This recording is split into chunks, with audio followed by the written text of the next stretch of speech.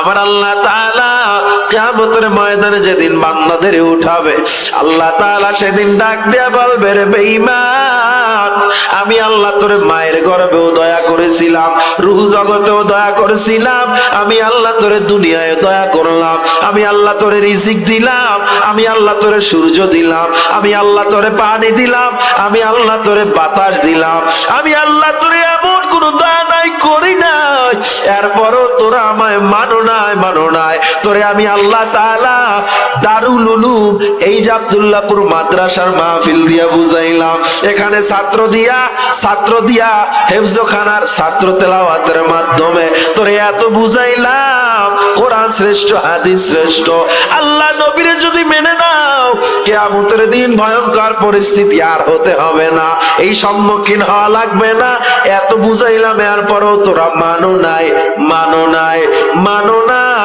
আজ আমি আল্লাহ দেখবো তোর পাওয়ার কোথায়। এবার আমার আল্লাহ একটা হুঙ্কার দিবে, লিমানিল মুলকুল ইয়াউম লিল্লাহিল ওয়াহিদিল কাহ্হার। আমার আল্লাহ বলবে, আজকের রাজত্ব কার, আজকের বাদশাহী কার? ও দুনিয়ার রাজা বাদশারায়, আমি আল্লাহ দেখবো তোর ক্ষমতা কই, আইনা মুলুকিল আরদ, কই নেতারা, আইনাল জাব্বারুন, কই প্রভাবশালীরা, আইনাল মুতাকাব্বিরুন, কই অহংকারীরা। আল্লাহর হুঙ্কার এত ভয়ঙ্কর, আম্মা জান আয়েশা বলে, আল্লাহর হুঙ্কারে মানুষগুলো 50,000 বছর বেহুশ হয়ে থাকবে। কত বছর?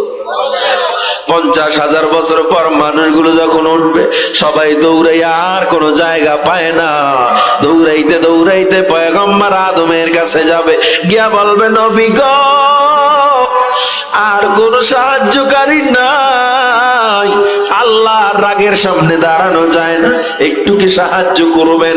আল্লাহ নবী আদম বলবে, না, দূর হও, আজকে আমরা সাহায্য করতে পারবো না, কারণ আমি আদম আল্লাহর কাছে যাওয়ার জন্য ভয় হয়ে আছে। কেমনে আল্লাহর কাছে যাব?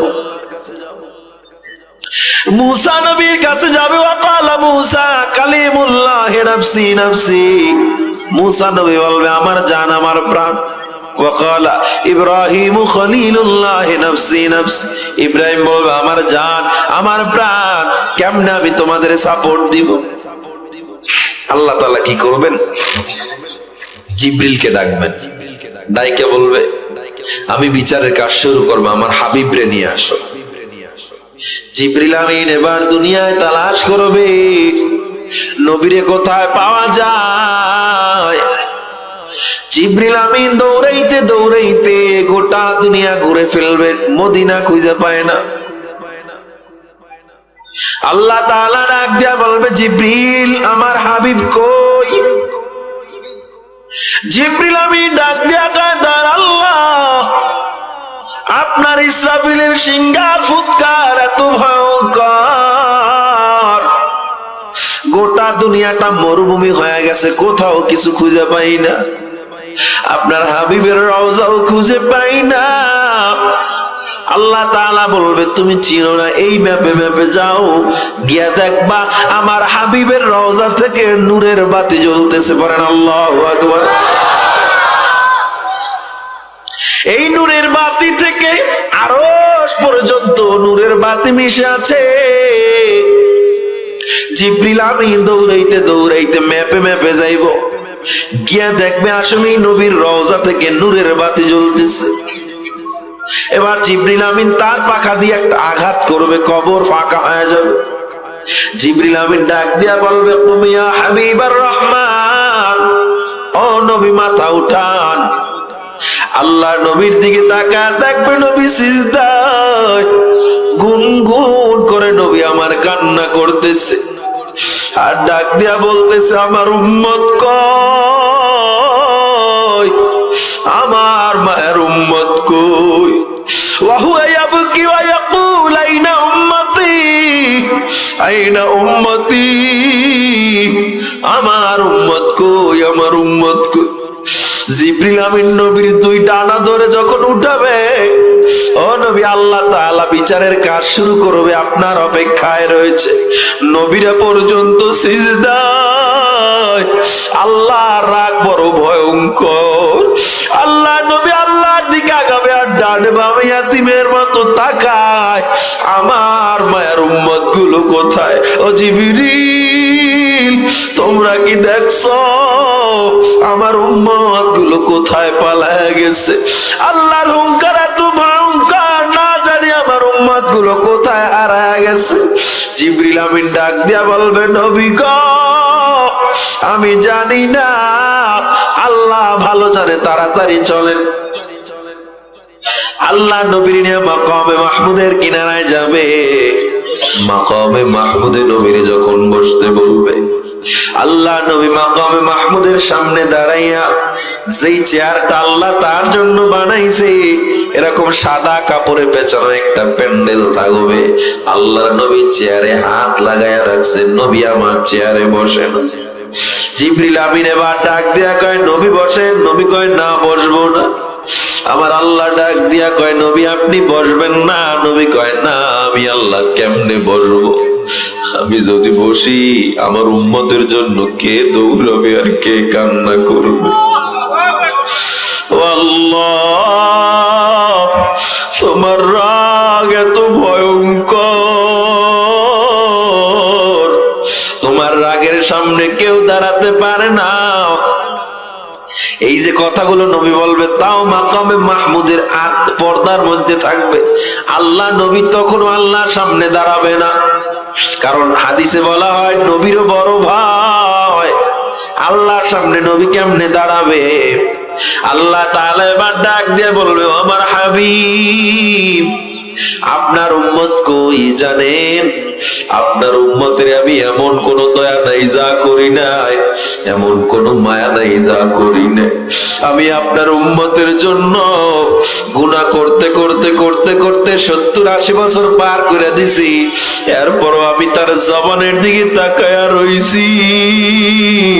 ও যদি এরপরও আইসা আমি আল্লাহর কাছে তওবা করতো, আমি তোরে মাফ করে দিতাম। এরপরও আমার মানে নাই, ওদেরকে আমি আজকে ছাড়বো না। আল্লাহ নবী আর কথা বাড়াবে না, আল্লাহর রাগের সামনে কথা বলা যায় না। ওই উম্মত গুলো দৌড়াইতে দৌড়াইতে এবার যখন উম্মত গুলো মাকামে মাহমুদের সামনে দিয়া দৌড় দিবে, আল্লাহর নবী যেই মাকামে মাহমুদে সিজদায় পড়ে কাঁদতেছে, আল্লাহর কাছে শুধু কান্দে, আল্লাহ উম্মতের উপরে আপনি রাগ কইরেন না, রাগটা কমায়া ফেলে। এই উম্মত গুলো যখন নবীর সামনে দিয়া যাবে, আল্লাহ নবী এবার ডাক দিবে, তোরা কই যাও? তোদের জন্য আমি নবী বসে আছি, দাঁড়া রে উম্মত, দাঁড়া। উম্মত গুলো যখন দাঁড়াইবে, আল্লাহ নবী এবার ডাক দিয়া বলবে, আয় আয়, তোদের জন্য আমি হাউজে কাউসারের পেয়ালা রাখছি। সব উম্মত গুলো আসবে, একজন আর দুইজন না, লক্ষ কোটি কোটি উম্মত, সহস্র বিলিয়ন কোটি উম্মত আল্লাহর নবীর কাছে এসে দাঁড়াবে। আল্লাহর নবী এবার সব মানুষগুলোর নিয়ে আল্লাহর দরবারে রওনা দিবে। সুবহানাল্লাহ, জবান খুলে বলেন আল্লাহু আকবার। সব মানুষগুলোর নিয়ে নবী আমার রওনা দিবে। আল্লাহ নবী যখন হাঁটে, হাদিসে বলা হয় নবীর অন্তরে ভয়, না জানি আবার আল্লাহ আমি নবীরও ধমক দিয়ে বসে। তারপরেও দোস্তের একটা এক্সট্রা পাওয়ার আছে না নাই? বন্ধু নবী, তার বন্ধু আল্লাহর কাছে যখন রওনা দেয়, আল্লাহর যে বর্তমান সিরিয়ার জমিনে একটা চেয়ার থাকবে, কুদরতি চেয়ার, ওই চেয়ারের কিনারায় আল্লাহ নবী চলে যাবে পিছনে। পিছনে গিয়া মায়ার সুরে ডাক দিবে, ও আমার মালিক আল্লাহ, এত দয়া করে বান্দা বানাইছ, রাগ করে জাহান্নামে ফালাইয়া দিও না। আদর রিয়া মানুষ আল্লাহ বানায়া, কেমনে দিবা জাহান্নামে পালায়া, সকল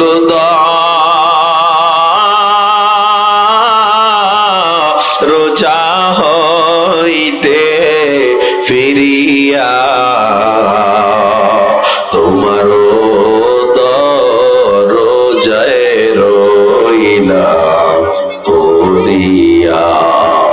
আল্লাহর কিনারায় কুদরতি কুরসির পিছনে গিয়া নবী কাঁদবে আর বলবে, আয় আল্লাহ, আপনি তো বলেছেন লাম ইয়ালিদ ওয়া লাম ইউলাদ ওয়া লাম ইয়াকুল লাহু কুফুয়ান আহাদ, আপনি কাউকে জন্ম দেন নাই, কারো থেকে জন্ম নেন নাই আল্লাহ, এরপরও রাগ করে কেমনে মানুষগুলোর জাহান্নামে ফালায়া দিবে।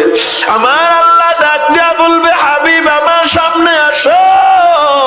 আল্লাহ নবী যখন সামনে যাবে, আল্লাহ তাআলা 70,000 নূরের পর্দা দেখিয়াও 70,000 পর্দা আল্লাহ সরায়া দিবে। আল্লাহর কুদরতি চেহারার দিকে তাকাইয়াও আল্লাহর নবী সিজদায় পড়ে যাবে। সিজদায় পড়ে ডাক দিয়া বলবে, আল্লাহ, তোমার জাতু পাক ও সিফাতের কসম, আমার একটা উম্মত যদি জাহান্নামে যায়, আমি নবী জান্নাতে ঢুকবো না। কেমন মায়ার নবী আমার। আল্লাহ তাআলা এবার কইব, ইরফা রাসাক ইয়া হাবিবার রহমান, ও নবী আমার মাথা উঠান। আল্লাহ নবী এবার মাথাটা উঠাবে। হাদিসে বলা হয়, নবীর চেহারার দিকে তাকায় দেখবেন নবীর চোখ দুইটা কান্না করতে করতে লাল হয়ে আছে। আল্লাহর নবীর চোখের পানি দাড়ির মাথা বেয়ে টপ টপ করে জমিনে পড়তেছে। আমার নবীর চেহারার দিকে তাকায় আল্লাহর এত মায়া লেগে যাবে। আমার আল্লাহ ডাক দিয়া বলবে, আমার হাবিব, আপনার চেহারার মায়ায় পড়ে আমি সব রাতগুলো ভুলে গেছি। আজকে আপনি যাকে সুপারিশ করবেন আমি আল্লাহ তাকেই জান্নাত দিয়া দিব। আল্লাহু আকবার বলেন, আল্লাহু আকবার। আল্লাহ নবী এবার খুশি হয়ে যাবে। ও মুসলমান, আমার একটু জবাব দেন, আল্লাহর নবী সুপারিশ কারে করবে? যারা সুদ খাইছি তারে করবে, যারা ঘুষ খাই তারে করবে, যারা কোরআন পড়ি না তাদেরকে করবে, যারা নবীর সুন্নাত মানি না তাদেরকে করবে না, না, না। যারা বিপদে পড়লেও হারাম খায় না, ঘরে চাউল না ইয়ার পরও গ্রামীণ ব্যাংকে নাম লেখায় না, ঘরে চাউল না ইয়ার পরও ব্যাংক থেকে কিস্তিতে সুদে টাকা নামায় না, যায় নামাজের মুসাল্লা বিছাইয়া যেই বান্দা মালিকরে ডাকে, আল্লাহ তুমি ছাড়া আমার আর আপন কেউ নাই, তুমি আমার বিপদ উদ্ধার করে দাও। এই মুমিন বান্দাগুলো কিয়ামতের দিন নবীর শাফাত পেয়ে যাবে। আল্লাহ নবী যদি আল্লাহর কাছে চাইতো, আয় আল্লাহ আমার টাকা লাগবে, ধন দৌলত লাগবে, আমার একটু জবাব দেন, আমার আল্লাহ দিত কি দিত না? আরো জোরে কম। কেন চায় নাই জানেন? আল্লাহ ইবনে আব্বাস রাদিয়াল্লাহু তাআলা জানায় দেয়, আল্লাহর নবী চায় নাই কারণ আল্লাহ নবী জানে তার উম্মতের মধ্যেও থাকবে অনেকে গরীব। এরা যখন মাঠে ঘাটে কাজ করবে, এদেরকে গিয়া বারবার বলা হবে নামাজে চলো, যাইবো না। কেন যাবা না? নামাজে কেন যাইবা না? নবী তো নামাজ পড়েছে, নামাজ পড়ার কথা বলেছে, আল্লাহ কোরআনে বলেছে জান্নাত পাইতে হলে নামাজ পড়তে হবে। সবাই বলবে আল্লাহ নবীর কোটি কোটি ধন ভান্ডার ছিল, আল্লাহ নবীর টাকার অভাব ছিল না, স্বর্ণের অভাব ছিল না, আল্লাহর নবীর রাজকীয় জীবন কাটায়া গেছে, এজন্য আল্লাহ নবী নামাজ পড়তে পারছে। আমরা তো পেটের দান্দায়, পেটের ক্ষুধায় কেমনে ইবাদত করব? ইবাদত করব কখন? নামাজ পড়ো, আবার কামাই করব কখন? নবীর যদি এত টাকা থাকতো, এই প্রশ্ন সাধারণ মানুষ করত কি করত? আমিও করতাম, আপনিও করতেন। কিন্তু আমার নবী এমন একজন মডেল, এমন একজন আদর্শ। আল্লাহ নবী শিখায় দিছে, গোলাম দেখ দেখ, আমি নবী কষ্ট করেও দিনের দাওয়াত দিছি, না খাইয়াও দিছি, এরপরও কোনোদিন হারাম খাই নাই তোর মায়ায়। আমি নবী তায়েফের ময়দানে মার খেলাম, আমার তো কোনো দরকার ছিল না। আমি নবী দাওয়াতে গিয়া কত পাথরের আঘাত সইলাম, ওই তায়েফের মানুষগুলো আমারে পাথর মারছে, আমার কপাল ফেটে রক্ত পড়তে পড়তে জুতা পর্যন্ত রক্তে আটকে গেছে, আমার দাঁত ভেঙে গেছে উহুদের ময়দানে, আমার কপাল গুলো ছিদ্র হয়ে গেছে, আমি নবী বেহুশ হয়ে পড়েছিলাম, এরপরও বল আমার কি উদ্দেশ্য ছিল? আমি আল্লাহর কাছে চাইলে আমার তো এত কষ্ট করার প্রয়োজন হইতো না। আমি নবী শিক্ষা দিলাম ভালো কাজ করলে বাধা আসবে, তবে পিছপা হওয়া যাবে না। ও মুসলমান ইমানদার, হযরত জাবের রাদিয়াল্লাহু তাআলা আনহু থেকে হাদিস বর্ণনা করা হয়, আল্লাহ নবী খন্দকের যুদ্ধের কূপ খনন করতেছে। কূপ খনন করার সময় বিশাল একটা পাথর, বড় একটা পাথর কাটতে পারে না, কোদালে পাথর বাজছে। হযরত জাবের ডাক দিয়া কয়, ও পয়গম্বর এদিকে আসেন, আপনি যেখানে মাটি কাটতেছেন ওখানে পাথর নাই। ও মায়ার নবী, আপনার একটু মোবারক হাত দিয়ে পাথরটা কাটা যায় কিনা দেখেন। আল্লাহ নবী কয়, ও জাবের তুমি কি আমার চেয়ে কম শক্তিশালী নাকি? হযরত জাবের বলেন, নবী আমার, আমি আপনার চেয়ে কত কম শক্তিশালী তা বলার তো অপেক্ষাই রাখেন, অবশ্যই কম, কিন্তু নবী এরপরও আমি আপনার হাতে কোদাল দিতাম না। কিন্তু দেখেন জাবের পেটের থেকে চাদরটা সরাইয়া দিছে। ও নবী দেখেন, আমি আজকে জাবের 3 দিন পর্যন্ত এখনো খানা খাই না, আমি আর কোদালে একটা কোপও দিতে পারবো না, আমার আর শরীর চলে না। আল্লাহ নবী কয়, কোদালটা আমার কাছে দাও। আল্লাহ নবী কোদাল দিয়া কোপায়া পাথরটাকে টুকরো টুকরো করে ফেললেন। এবার আল্লাহ নবী জাবেরের দিকে তাকায় কয়, জাবের তুই পেটে একটা পাথর মাংস 3 দিন পর্যন্ত খাও না। আমার নবী পাথর কাটার পরে পেটের থেকে চাদর সরাইয়া দিছে, আর কয়, দেখ তোর নবী তো 4 দিন পর্যন্ত খায় না, তুই তো পেটে পাথর মাংস একটা,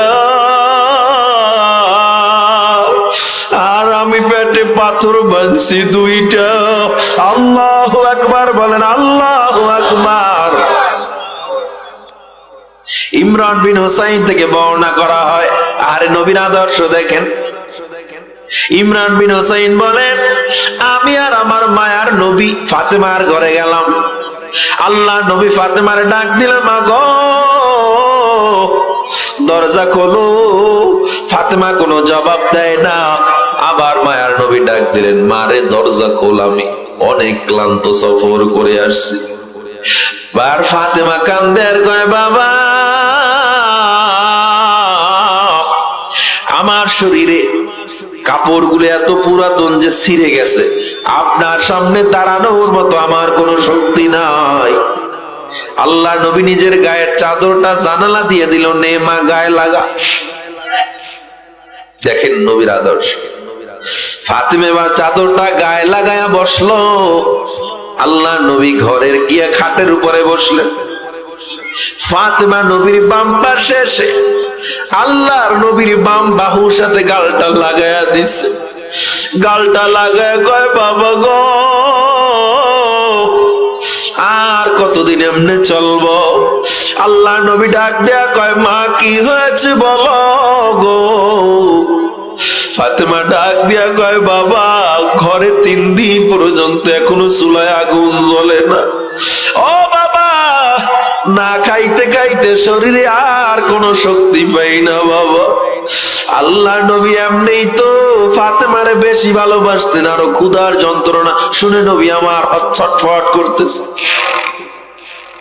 ফাতেমা এবার কয়, বাবা আপনি কান্না করতেছেন, আপনি কান্না করবেন না, আমি আমার কষ্টের কথা বলি নাই, আমি বুঝাইতে চাইছি আমার কষ্ট যদি এত হয় তাহলে হাসান হুসাইনের কষ্টটা কি পরিমাণ হয়। ও বাবা আমি তো এত কষ্ট, হাদিসে বলা হয় ফাতেমা কয়, বাবা আগুন জ্বালানোর জন্য যদি তৈল থাকতো আজকে তৈলগুলো আমি খেয়ে ফেলতাম। আমার যদি পেটে এত কষ্টের ক্ষুধার কষ্ট হয়, তোমার নাতিও তো 3 দিন পর্যন্ত কিছু খায় না। আমার কাছে বারবার আইসা বলে, মা গো আমার একটু খানা দাও। ও মা ক্ষুধার যন্ত্রণার সইতে পারি না। ও বাবা, আমি তোমার মেয়ে হাসান হুসাইনের মা হয়ে তারে খানা দিতে পারি না। আল্লাহর নবী হাউমাউ করে কান্না করে দিয়েছে। আল্লাহর আরশটা থরথর করে কেঁপে উঠছে। জিবরিল আমিন আল্লাহর কাছে গিয়া বলে, আল্লাহ, নবীর কান্না থামান, আপনার নবীর কান্না সহ্য হয় না। ওই ফেরেশতারা পর্যন্ত কাঁদে,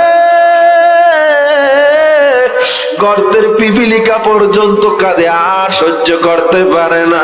ও আল্লাহ, ওই যে তাকায় দেখে জমিনে একটা উট, ওই বাচ্চাটাকে বারবার দুধ খাওয়াইতে চায়। বাচ্চা দেখেন কি বলতেছে, বারবার ডাক দিয়া কয়, মা আমি তোমার দুধ খাবো না, কারণ আমার মায়ার নবী এখনো খানা খায় না, এখনো হাসান হুসাইন খানা পায় না। ও মা, আমি খানা খাবো না। আয় আল্লাহ, আমরা ফেরেশতারা কিন্তু গোটা আরবে পাহাড় দিয়ে আরবটারে ধ্বংস করে দিব। আপনি তাড়াতাড়ি নবীর কান্না বন্ধ করেন। আল্লাহ তাআলা কয়, ও আমার জিবরিল, আমি কেমনে আল্লাহর নবীর কান্না বন্ধ করব? আমি আমার নবীর যতবার সম্পদ দিতে চাইছি, মায়ার নবী উম্মতের মায়ায় কখনো সম্পদ নেয় না। এবার আল্লাহ দুইটা প্রস্তাব নিয়ে জিবরিলে পাঠাইছেন। জিবরিল চলে আসছে জমিনে। জমিনে চলে আসার পর এদিকে আবার হাসান হোসেন ঘুম থেকে উঠে গেছে। হাসান হোসেন দৌড়ে গিয়া নবীরে জড়ায়া ধরছে। নবীরে জড়ায়া ধইরা নাতিরে যেমনে দাদারে পাইলে কেমন করে নানারে পাইলে এমন জড়ায়া ধরে কান্না করতেছে। আর কয়, নানা তুমি তো আমগো নানা, গোটা আরবের বিচার করো, আজকে একটা বিচার করতে হইবে। কি বিচার? কয়, তোমার মেয়ের বিচার। কেন? হাসান হোসেন পেটের থেকে গেঞ্জি সরাইয়া দিছে। কয়, দেখেন নানা, পেটটা পিঠের সাথে লেগে গেছে, ক্ষুধার যন্ত্রণা আর সইতে পারি না নানা। আপনার মেয়ে 3 দিন পর্যন্ত খানা দেয় না। আল্লাহ নবী হাসান হুসাইনের চাদরের মধ্যে ঢুকাইয়া কান্দে। ক্ষুধার যন্ত্রণা হাসান হুসাইন ছটফট করতেছে। আল্লাহর নবী কয়, হাসান ধৈর্য ধর, হুসাইন ধৈর্য ধর। আল্লাহ যা চায়ের বাইরে আমরা কিছুই চাই না। নানা, তুমিও তো আমাদের খবর নেও নাই। আজকে 7টা দিন 8টা দিন পর্যন্ত আমরা ক্ষুধায় কষ্ট করি, তুমিও তো আমাদের খবর নেও নাই। আল্লাহ নবী এবার ডেকে বলে, নাতি রে, তোরাও তো তোর এই হতভাগ্য নানাটার খবর নেও না। আল্লাহ নবী পেটের থেকে চাদরটা সরায় কয়, দেখ তোরা 3 দিন পর্যন্ত খাও না, তোর নানায় 7 দিন পর্যন্ত খায় না। দেখ তোর নানার পেটে পাথর। ও মুসলমান, জিবরিল আমিন আয়েশা নবীরে কয়, ও আল্লাহ নবী, আপনার 1 ফোঁটা পানি যেন আর জমিনে না পড়ে। ওই 1 ফোঁটা চোখের পানি জমিনে পড়লে আমরা ফেরেশতারা কিন্তু গোটা আরবটাকে ধ্বংস করে দিব। ও নবী আমার, আপনি যদি এখন বলেন, ফাতেমা যদি এখন চায়, লামলাউদ দুনিয়া বিদ্যাহাবি ওয়াল ফিদ্দাতি তামলাউ মা বাইনাস সামাওয়াতি ওয়াল আরদ। ও নবী, একবার যদি ফাতেমা চায়, জমিন থেকে আসমান পর্যন্ত আল্লাহর হুকুমে এখনই পুরোটা রূপা এবং স্বর্ণ দিয়া বোঝাই করে দেব। আল্লাহ নবী ফাতেমারে কয়, কি চাও? ফাতেমা কয়, রাজিনা বিল আখিরা। ও বাবা, আমি দুনিয়া চাই না, আখিরাত চাই। আমার আল্লাহ কয়, ও জিবরিল, আমার ফাতেমারে জানায়া দে, আমি আল্লাহ ফাতেমাকে জান্নাতের সর্দারিনী বানায়া দিলাম। আল্লাহু আকবার, আল্লাহু আকবার। সন্তান ক্ষুধা যন্ত্রণায় মায়ের সামনে কাঁদে, এরপরও মা সন্তানের কাছে এতটুকু আবদার করে না, তারা আমি এখনই আনতেছি। মা সন্তানের দিকে তাকাইয়া আল্লাহর কাছে স্বর্ণ মুদ্রা চায় না। এরে বলে ঈমান, এরে বলে নবীর ভালোবাসা। কিয়ামতের দিন আপনি আমি সার পেতে চাই, অথচ আপনি আমি নবীর ভালোবাসা লালন করি না, অন্তরে নবীর ভালোবাসা অর্জন করতে পারি না। আপনার আমার পারিবারিক জীবনে এখনো আমার নবীর আদর্শগুলো ঢুকাইতে পারলাম না। আল্লাহর কাছে কোনোদিন মাপ পাওয়া যাবে না, ওই কিয়ামতে ছাড় পাওয়া যাবে না। আল্লাহ নবীর মোহাব্বত কেমন থাকতে হবে আর একটা হাদিস শুনাই, শোনাবো। লা ইউমিনু আহাদুকুম হাত্তা আকুনা আহাব্বা ইলাইহি মিন ওয়ালিদিহি ওয়া ওয়ালাদিহি ওয়ান নাসি আজমাইন। তুমি ততক্ষণ পর্যন্ত মুমিন হতে পারবে না যতক্ষণ না পর্যন্ত তোমার মা বাবা, তোমার সন্তান, গোটা দুনিয়ার মানুষ সবার মধ্যে আমি নবীরে বেশি ভালো না বাসা। আজকে আমার মা বাবার বিরুদ্ধে কেউ গালি দিলে আমি ধৈর্য ধারণ করতে পারি না, অথচ আমার মায়ার নবীরে গালি দিলে তোমার আমার গায়ে লাগে না। তোমার আমার মতো মুনাফিক উম্মত কেউ হতে পারে না। নেতারে গালি দিলে গায়ে লেগে যায়, তোমার নেতার বিরুদ্ধে কথা বললে গায়ে লেগে যায়, মা বাবাকে গালি দিলে গায়ে লেগে যায়। আর আমার মায়ার নবী আজ মদিনায় শুয়ে যিনি উম্মতি উম্মতি বলে কাঁদে, এই নবীরে যখন গালি দেওয়া হয় আমি মুসলমান ধৈর্য ধরতে পারি না। আপনাদের বলায় এক বেঈমান আমার নবীরে গালি দিয়েছিল, দিছে না?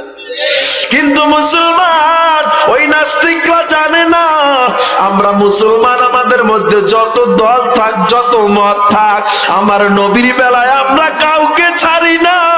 আমরা মুসলমান, আমাদের যত দল থাক, নবীর বেলা আমরা কাউকে ছাড়বো না।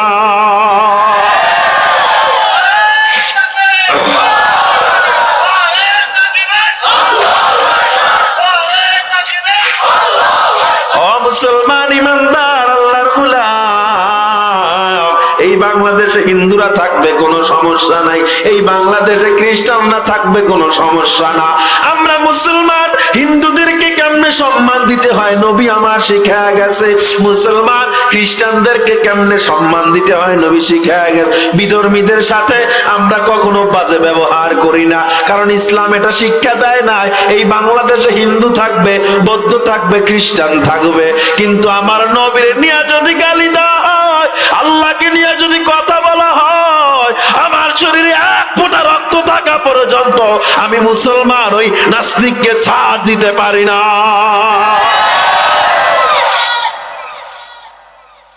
ও মুসলমান ইমানদার আল্লাহর গোলাম, আমার মায়ার নবীর জন্য যদি এক জাররা মোহাব্বত থাকে, এক জাররা পরিমাণ মোহাব্বত থাকে, মাকে গালি দিলে যদি গায়ে লেগে যায় ধৈর্য ধারণ করতে পারেন না, মায়ের দাম বেশি না নবীর দাম বেশি? আরো জোরে বলেন। তাহলে মাকে গালি দিলে গায়ে লাগলে, নবীর বিরুদ্ধে গালি দিলে তো ঘরেই টিকার কথা, ঠিক কিনা? নাস্তিকতা নিপাত যাক, দিন ইসলাম জিন্দাবাদ, কোটি প্রাণের একই আওয়াজ। খোদাদ্রোহী ছাড় পাবে না, এই বাংলায় ঠাই হবে না, মুসলমানরা জেগেছে আজ। জোর কদমে সামনে চলো, বজ্র কণ্ঠে আওয়াজ তোলো, সবাই মিলে একই তালে দাও না স্লোগান, নারায়ে তাকবীর, নারায়ে তাকবীর, দিন ইসলাম, দিন ইসলাম জিন্দাবাদ, জিন্দাবাদ। মুসলমানের এই দেশেতে নাস্তিকদের ঠাঁই নাই, নাস্তিকদের পক্ষে যারা তাদের কোনো রক্ষা নাই। এই দেশেতে থাকতে হলে কোরআন মানতে হবে, কোরআন না মানলে সোনার বাংলা ছাড়তে হবে। জোর কদমে সামনে চলো, বজ্র কণ্ঠে আওয়াজ তোলো, সবাই মিলে একই তালে দাও না স্লোগান, নারায়ে তাকবীর, নারায়ে তাকবীর, দিন ইসলাম, দিন ইসলাম জিন্দাবাদ, জিন্দাবাদ। মুসলমানের এই দেশেতে নাস্তিকদের ঠাঁই নাই, নাস্তিকদের পক্ষে যারা তাদের কোনো রক্ষা নাই, ঠিক কিনা জোরে বলেন? ইসলামেরই জন্য দেশে হয়েছে জন্ম, ইসলামের বিরুদ্ধে গেলে দেশ হবে ভিন্ন। ইসলামের বিরুদ্ধে যারা নিয়েছে অবস্থান, এই বাংলায় ঠাই হবে না, যাও হিন্দুস্তান। জোর কদমে সামনে চলো, বজ্র কণ্ঠে আওয়াজ তোলো, সবাই মিলে একই তালে দাও না স্লোগান, নারায়ে তাকবীর, নারায়ে তাকবীর, দিন ইসলাম, দিন ইসলাম, জিন্দাবাদ, জিন্দাবাদ। ও মুসলমান ইমানদার, আল্লাহ নবী বলেছেন, আনা খাতামুন নবিয়্যিন লা নাবিয়্যা বাদি, আমি শেষ নবী, আমার পরে আর কোন নবী আসবে না। এখন যদি কেউ আমার নবীর নবুয়াতের পর আর কোন ব্যক্তি যদি নবী দাবি করে, সে মুসলমান না কাফের? আরো জোরে।